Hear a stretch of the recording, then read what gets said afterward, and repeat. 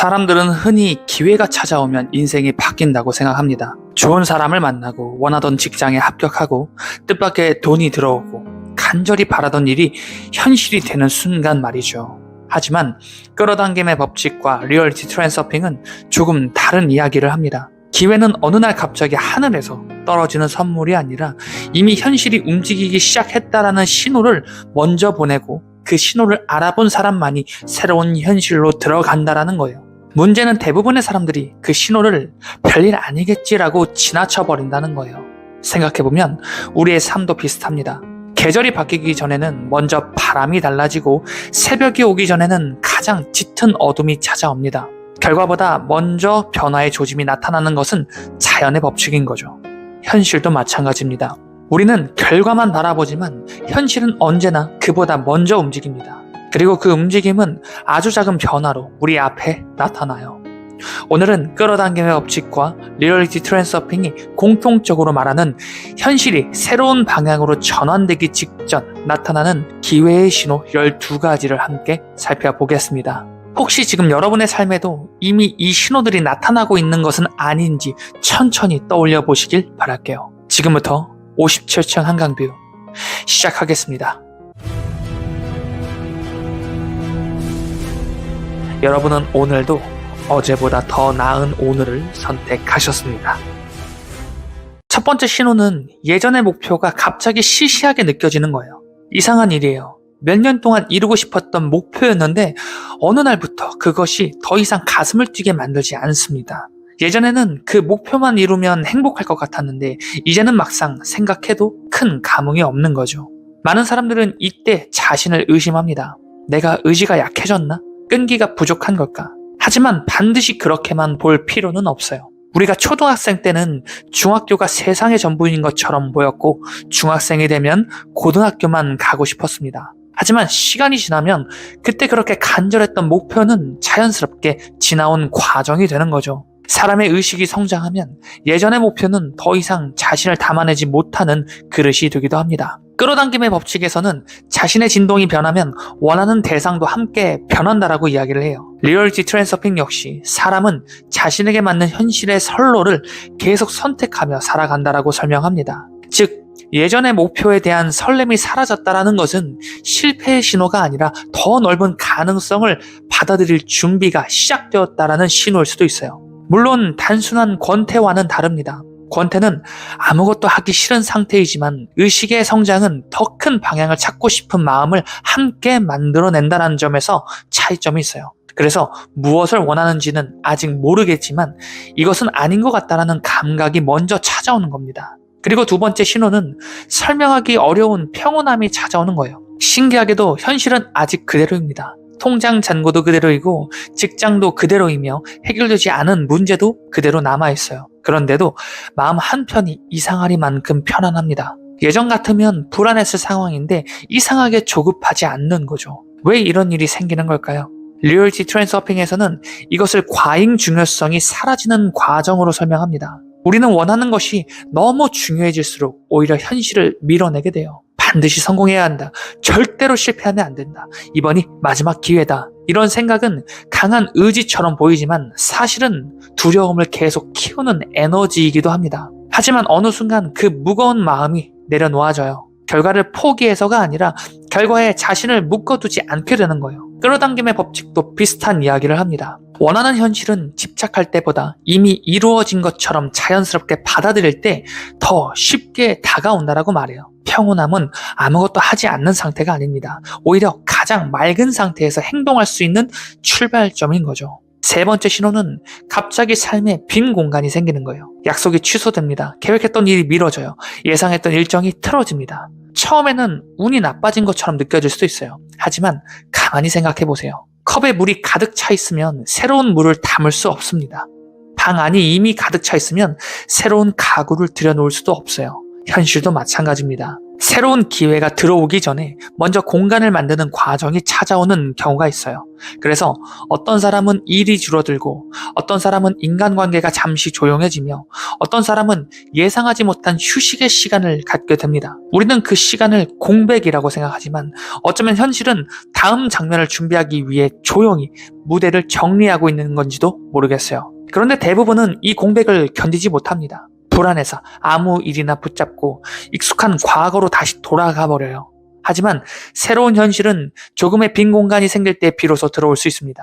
새로운 현실은 언제나 작은 틈을 통해 들어와요. 그래서 현실이 무언가를 채워주기 전에 먼저 비워내는 과정이 찾아오는지도 모르겠습니다. 그리고 그 빈 공간이 만들어지기 시작하면 이전에는 보이지 않았던 것들이 하나 둘씩 눈에 들어오기 시작해요. 네 번째 신호는 같은 주제가 반복해서 눈에 들어오는 거예요.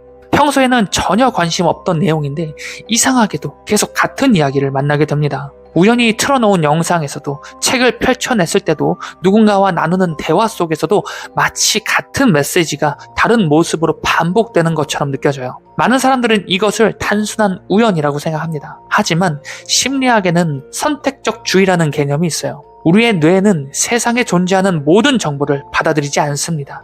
지금 나에게 중요하다라고 판단한 정보만 골라서 보여주는 거죠. 예를 들어 특정 자동차를 사고 싶다라고 생각하는 순간 거리에서 그 자동차가 갑자기 많이 보이기 시작하는 것처럼 말이죠. 세상이 바뀐 것이 아니라 내 의식이 바뀌었기 때문이에요.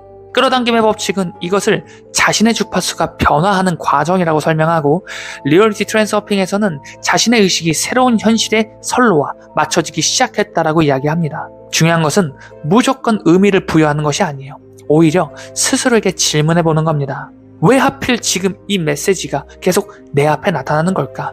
그 질문 하나가 새로운 방향을 발견하는 시작이 될 수도 있습니다. 다섯 번째 신호는 인간관계가 자연스럽게 정리되기 시작하는 거예요. 예전에는 매일 연락하던 사람이 어느 순간 멀어집니다. 억지로 다투지도 않았고 특별한 사건도 없었는데 관계가 조용히 끝나기도 해요. 반대로 예상하지 못했던 사람이 삶 안으로 들어오기도 합니다. 이런 변화가 시작되면 많은 사람들은 불안해해요. 내 인간관계에 문제가 생긴 건 아닐까? 내가 뭘 잘못한 걸까? 하지만 모든 관계를 끝까지 붙잡는 것이 반드시 좋은 것은 아닙니다. 사람은 자신의 관심사와 가치관, 삶의 방향이 바뀌면 함께하는 사람도 조금씩 달라질 수밖에 없어요. 리얼리티 트랜스서핑에서는 현실의 선로가 바뀌면 그 현실을 구성하는 요소들도 함께 달라질 수 있다라고 말합니다. 사람도 그 요소 중 하나인 거죠. 그래서 어떤 관계는 억지로 끊어지는 것이 아니라 서로의 방향이 달라지면서 자연스럽게 멀어지는 거예요. 중요한 것은 떠나는 사람보다 새롭게 다가오는 사람을 볼 수 있는 여유를 갖는 것이에요. 그리고 여섯 번째 신호는 거절당하는 일이 오히려 늘어나는 것입니다. 참 이상한 이야기처럼 들릴 수도 있어요. 분명 열심히 준비했는데 결과가 좋지 않습니다. 기대했던 제안은 거절되고 생각했던 계획은 틀어집니다. 그래서 많은 사람들은 이렇게 말해요. 역시 내 운은 아닌가 보다. 하지만 시간이 흐른 뒤 돌아보면 그 거절 덕분에 더 좋은 기회를 만났다고 말하는 사람들이 적지 않습니다. 만약 그때 원하는 대로 흘러갔다면 지금의 삶은 존재하지 않았을지도 모른다라는 거죠. 우리는 닫힌 문만 바라보지만 현실은 문을 열기 위해 먼저 길을 바꾸는 경우도 있습니다. 그래서 지금의 거절이 실패인지 방향 수정인지는 그 순간에는 누구도 알 수 없어요. 일곱 번째 신호는 예전의 습관이 더 이상 나와 맞지 않는다라는 느낌이 드는 거예요. 예전에는 아무렇지도 않았던 생활이 이제는 이상하게 불편합니다. 의미 없는 시간을 보내는 일이 재미없어지고 억지로 사람들에게 맞추는 일이 피곤해집니다. 반대로 책을 읽고 싶어지고 몸을 움직이고 싶어지고 혼자 생각하는 시간이 소중해집니다. 억지로 자신을 바꾸려는 것이 아니에요. 자연스럽게 에너지가 향하는 방향이 달라지는 거예요. 사람은 자신의 정체성이 변하기 시작하면 행동도 함께 변화됩니다. 그리고 행동이 달라지면 현실도 조금씩 새로운 모습을 갖추기 시작합니다.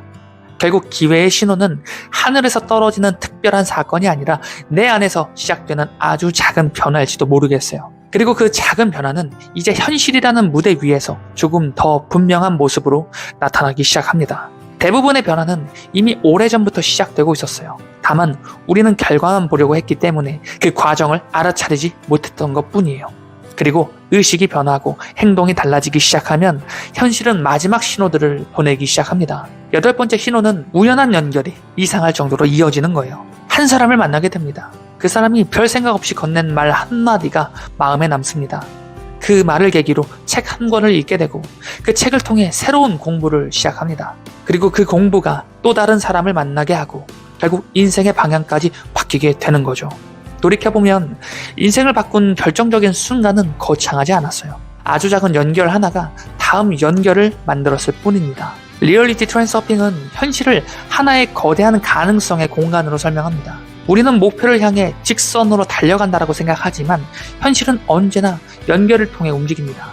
그래서 지금 내 앞에 나타난 작은 인연, 사소한 대화, 우연히 발견한 정보 하나를 가볍게 넘기지 않는 태도가 중요한 거예요. 기회는 거대한 모습으로 찾아오기보다 작은 연결의 모습으로 시작되는 경우가 훨씬 많기 때문입니다. 9번째 신호는 작은 행운이 반복해서 찾아오는 거예요. 길을 나섰는데 신호가 계속 맞습니다. 필요했던 정보를 우연히 듣게 돼요. 망설이던 문제의 답을 예상치 못한 곳에서 발견하게 됩니다. 누군가는 이것을 운이 좋아졌다라고 말할 수도 있을 거예요. 하지만 더 중요한 것은 그 작은 행운을 어떻게 받아들이느냐예요. 평소 같으면 그냥 지나쳤을 일을 이제는 감사한 마음으로 받아들이기 시작합니다.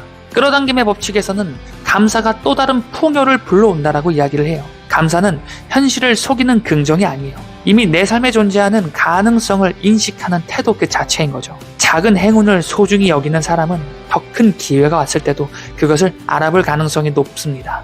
10번째 신호는 실패가 예전만큼 두렵지 않다는 거예요. 이전에는 결과 하나에 모든 감정을 걸었습니다. 실패하면 끝이라고 생각했고 거절당하면 자신의 가치까지 부정했어요.